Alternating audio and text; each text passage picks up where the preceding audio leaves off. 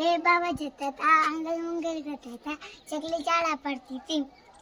એ ચકલી કેવી ઈંડા આપે એવી, એ ઈંડા કેવા ચા બનેવા, એ ચા કેવો મહેમાન પૂવે એવો, એ મહેમાન કેવા પૈસા આપે એવા, એ પૈસા કેવા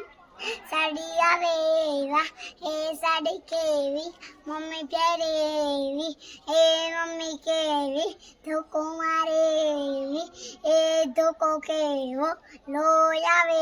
એવો, એ લોહી કેવો કાગડો પીવે એવો, એ કાગડો કેવો આકાશમાં ઉડે એવો, એ આકાશ કેવું કાગડો ઉડે